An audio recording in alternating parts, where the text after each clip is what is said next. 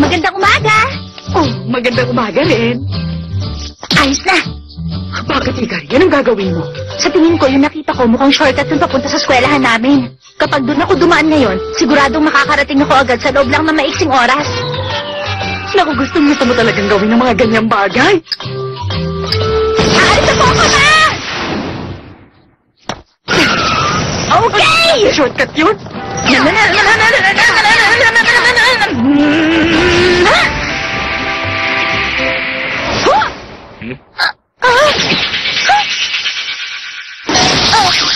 Muntik na yun. Ang galing mo. Nagawa mong ilagan yun? Kung ganun, totoo pala na madaldal ka, Hikari Hanazono. Gaya nung nandun sa report. Ha? Teka, sino ka ba? Ako pala si... Oh? Stalker ni Takeshima? Hindi ako ganun. Teka, Takeshima Group? Ako nga pala si Aoi Ogata. To match up, to come true.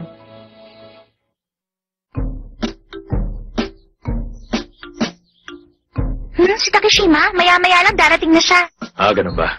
Ibig sabihin, narito ka dahil inutusan ka ng lolo ni Takeshima na obserbahan siya? Pero parang ang hirap ng ginagawa mo. Galing ka pa ng London. Kailangan sundin ang utos ng presidente. Bukod doon, ako mismo gusto kong malaman kung anong ginagawa ni Master K. Dahil stalker ka niya? Hindi ako ganon. Dahil nabuhay din ako sa mundong pinagmulan niya. Kaya ganon ang pagtingin ko sa kanya. Hindi ko maintindihan. Simple lang naman yun. Ang ibig kong sabihin, malalim ang pinagsamahan naming dalawa ni Master K. At nakahanda akong gawin ang lahat-lahat para lang sa kanya. Para sa akin kasi, obligasyon ko yun sa kanya na kailangan kong gawin. Aha! Obligasyon! Naiintindihan kita at nakahanda akong tumulong sa'yo. Ganun ba? Aasahan ko yan sinabi mo. Ayos! Sa madaling salita, kailangan kong i-record ng mga masasayang nangyayari kay Takeshima sa loob ng eskwelahan. At gagawin ko yan para mapanatag ang loob ng lolo niya, hindi ba? Oo, tama. Madalilis naman pala. Sa totoo lang, palagi namang masaya si Takeshima kapag nasa eskwelahan. Ganun pala. Oo. Sisiguraduhin ko may re-record ko ang lahat ng yon. Sige, simulaan ang operasyon. Okay, sige. Aasahan kita.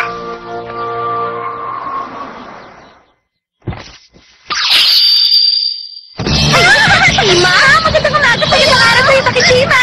Nakita mo yun? Ganun to popular dito sa eskwelahan si Takeshima. Oo, nakita ko nga. Magandang umaga sa'yo. Magandang umaga! Hello, Miss Hanazono! Hi! Good morning! Magandang araw sa'yo! Good morning! Ano ba yung nandyan? Nasaan? Ano sinasabi mo? Ito ba?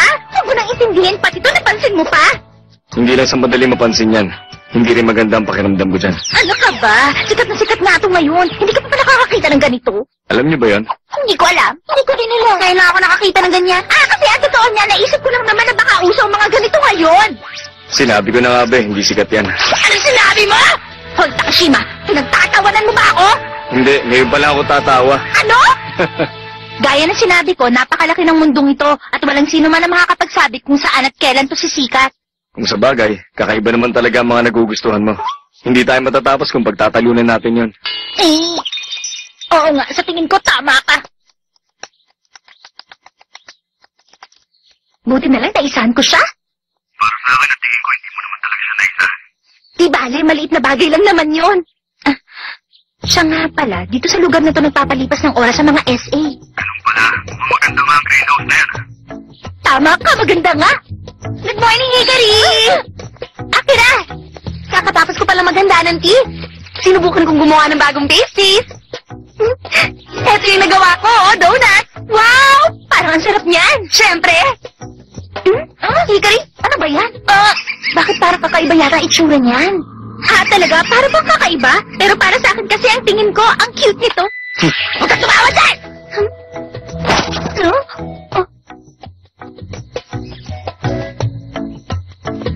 Naku, pasensya na. Anak yan itong hawak ko. Sumama rin kasi.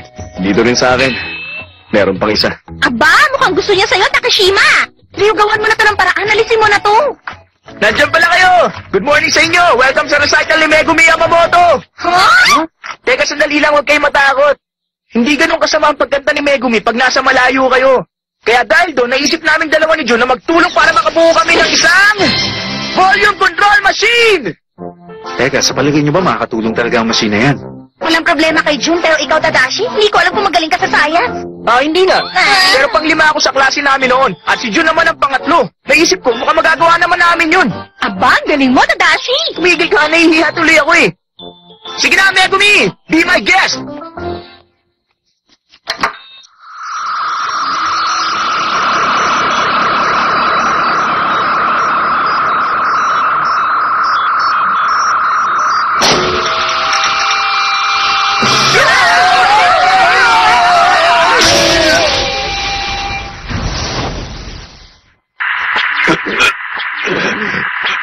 Grabe, ano ba yun? Hindi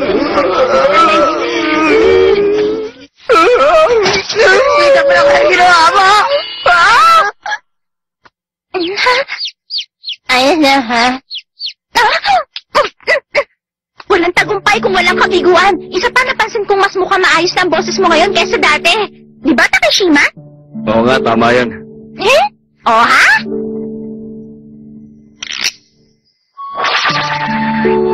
Kapag maganda ang panahon, madalas dito kami kumakain sa school grounds. Nga pala, baka gusto mong sumama sa amin, Awoy. Huwag na, ayos lang ako. Gusto ko pa makita yung iba. Pwede ipakita mo sa akin. Hindi ganong maganda ang kinalabasan ng donut kaninang umaga. Kaya ngayon, para sa main course, gumawa ako ng Akira Todo Special Variety Sandwich. Okay, kain na kayo? Wow! Aba, ang sarap nito, Akira. Maraming salamat, Hikari. O, ito pa. Tadashi, kain ka ng kain dyan. Hindi mo pa sinasabi sa akin kung ano masasabi mo. Pasensya na. Ang sarap kasi talaga nitong mga sandwich na ginawa mo, akin eh. Kaya hindi ko tuloy mapigilan kumain. Ganun ba? Pero dapat sabihin mo yan sa akin. Siyempre, gusto ko rin malaman. Para sa akin, ang sarap-sarap talaga. Kahit kailan hindi ka talaga nagbago! Ba't pagalit ka na naman? No? Mas nauna ako kaysa sa'yo. Hindi, no? Mas nauna ako rito kaysa sa'yo. Sige, kinahamon kita, Takashima. Ayos lang yun sa akin. Kung ganun, jig sa puzzle to. Mabuti naman. Ang totoo niyan, dito ako magaling. Pareho tayo, Miss Rank number 2. Anong kamo? Sigurado sa akin mapupunta yung sandwich. Ganun ang itsura. Ayos?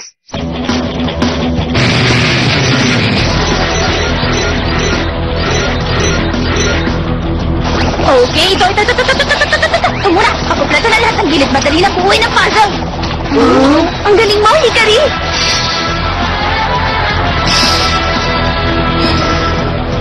Ayos! Ito na yung huli. Takashima, paano yan? Sa akin na yung... Teka, ano ginagawa mo? Kumakain. Nauna naman ako sa'yo, kaya kinuha ko na ito na panalunan ko. Ano nangyari yun? Hindi pa na yan!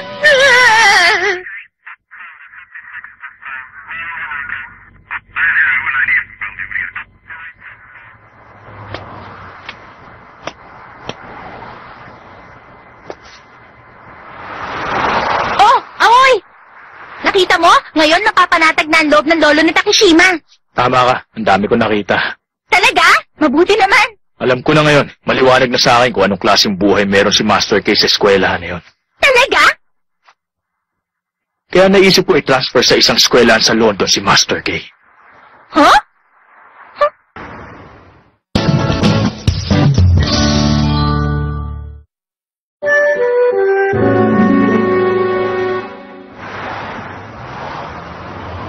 Ano? Ano ba yung sinasabi mo?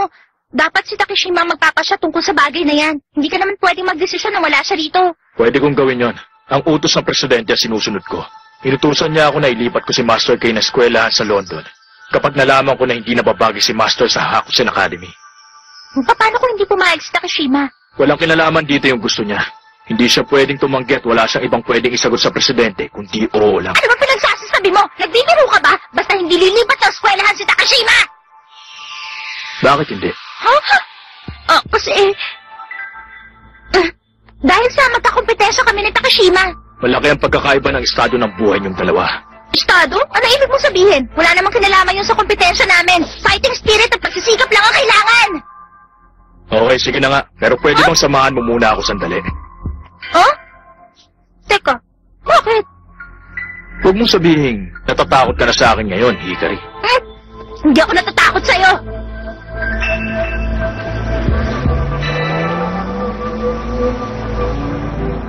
Aba, teka. Si Hikari yun at saka si...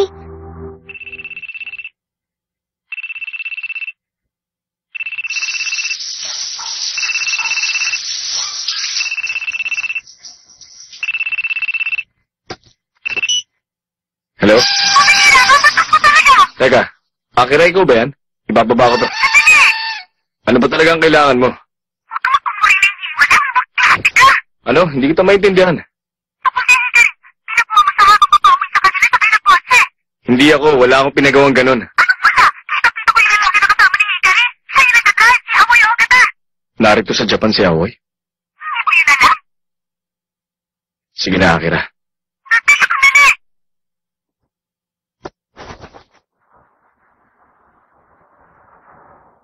Ano pupuntahan natin dyan? Uy, teka lang! Hintay lang, ano ba meron dito? Welcome, sir. Ano mo bang may paglilingkod namin sa inyo? Excuse me. Pwede mo bang sabihin sa akin kung sino ang director ng kumpanya na to? Yes, sir. Si Mr. Kei Takeshima, ang director namin. Ano ka mo? Ipinagkatiwala na ng presidente ng kumpanyang ito ang pamamahala kay Master K. Huh? Ah! Si Mr. Kei Takeshima ang director namin. Si Mr. Kei Takeshima nga. Naging triple ang performance ng tatlong kumpanyang pinuntahan natin magmula nung pinamahalaan ni Master K. At pagdating ng panahon, siya na ang susunod na mamamahala at magdadala sa Takeshima Group. Ngayon, naiintindihan mo na ba? Na magaling si Takeshima? Ha? Pumapasok siya sa eskwela at namamahala ng kumpanya. Dapat simulan ko na rin ang gagawin ko. Hindi magiging masaya ang laban kung merong handicap. Yun ang gagawin ko at maghahanap na ako ng trabaho.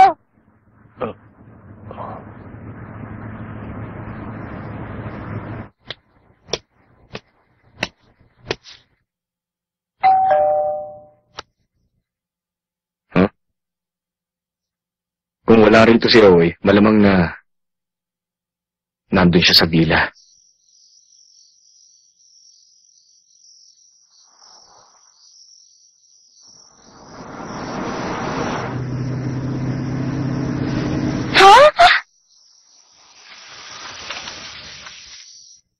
Asan tayo? Nandito tayo ngayon sa villa ko. Ayos Ang ganda naman dito. Dito tayo. Ha? Ano ba meron dyan? Gusto ko ipakita sa yung estado ni Master K. Ni Takeshima? Para ano pa? Gusto ko makita mo yun para maintindihan mo ang ibig sabihin ng estado. Pero gaya ng sinabi ko, hindi na mahalaga ang estado.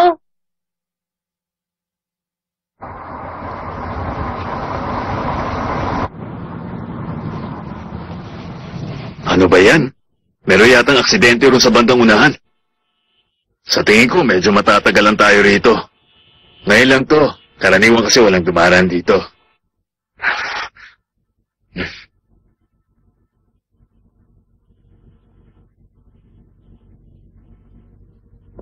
Wow! Ang laki naman ng kwarto na to. Eto. Tingnan mo. Kuha yan ni Master K nung nanalo siya sa World Arithmetic Championship nung 6 na taong gulang siya. Wow! Pero bakit nakasuot siya ng turban? Dahil sa India ginanap yung championship. Ngayon ko lang nalaman na meron din palang kalokohan si Takeshima paminsan-minsan. Oo, tama. Total nasa India naman daw siya, kaya ganun na lang ay susuot niya. Pero hindi yun ang gusto kong pag-usapan natin. Ah, ganun ba? Naku, pasensya na. Ito naman, yung kuha niya sa World Memory Olympics. Ah, alam ko na. Ginanap yun sa China. Ito naman yung sa Debate World Cup. Sa Mexico yan, di ba? Ito sa Domino World Competition. Sa Spain yun. At Handstand Decathlon Championship Competition. Sa Texas, America yan, di ba? Ang kaso lang, hindi yun ang punto ko. Ah, kung ganun mali ako. Si Master K, simula pa lang sa pagkabata niya, nagtataglay na talaga siya ng world-class talent. Oo nga, ang galing. Kaya kailangan ko rin pagbutihan. Sabihin mo nga, bakit si Master K? Huh? Bakit ba gusto mo makipagkumpetensya kay Master K? Magtapat ka. Gusto ko malaman kung sino siya para sa'yo. Sino nga ba para sa akin si Takeshima?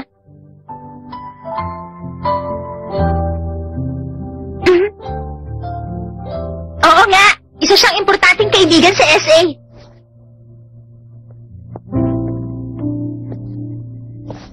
At isang karibal na dapat kong talunin.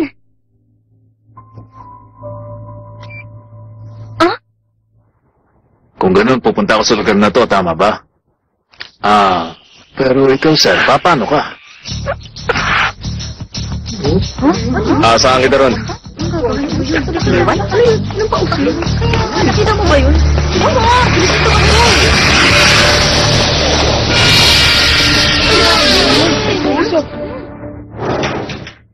Sa tingin ko, sapat na yun. Kaya pwede ka nang umuwi. Ha? Sige na, ihatid na kita. Ibig sabihin wala ka ng balak i-transfer ng eskwelahan si Takeshima? Ano ba yung sinasabi mo? Kahit ano pa mangyari, kailangan ko siyang ilipat ng eskwelahan. Pero bakit? Masaya naman si Takeshima sa Hakusen Academy, hindi ba? At nakita mo yun mismo. Hindi nararapat manatili si Master K sa isang walang kwentang lugar. Hindi mo pa rin ba maintindihan? Ang gusto ko lang sabihin sa'yo, masyado pang mababa ang level ng SA at ng eskwelahan nyo para sa isang taong katulad ni Master K. Paano mo nasabing mababa? Ano ba ang karapatan mo para sabihin yun? Huwag mo sabihin na mababa ang level ng mga kaibigan ko! Okay, sige. Kung gano'n, gusto kong patunayan mo yun sa akin. Ha? Patunayan? Ang gusto ko, patamaan mo ako sa mukha kahit isang beses lang. Pero kung hindi mo magagawa kahit na ang bagay na yun, wala kang karapatan makipagkumpetensya kay Master K. At hindi mo na pwedeng sabihin na karibal mo siya.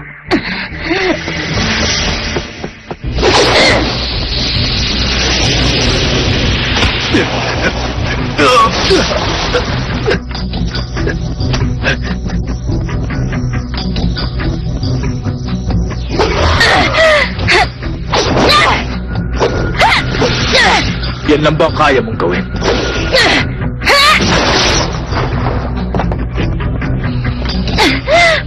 Wala man lang ako kahit gasgas.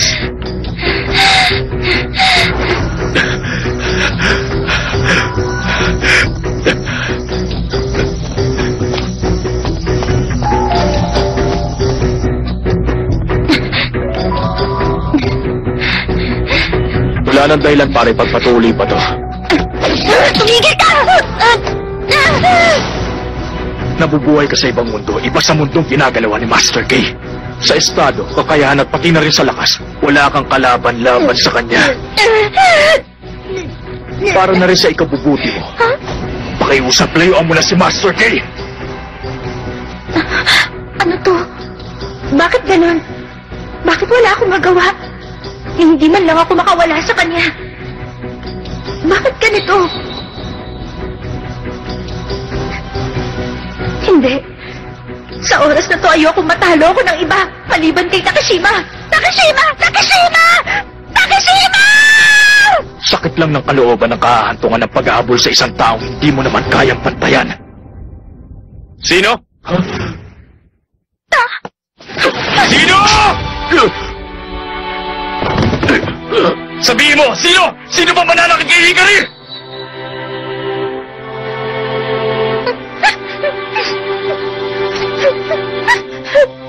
Takeshima!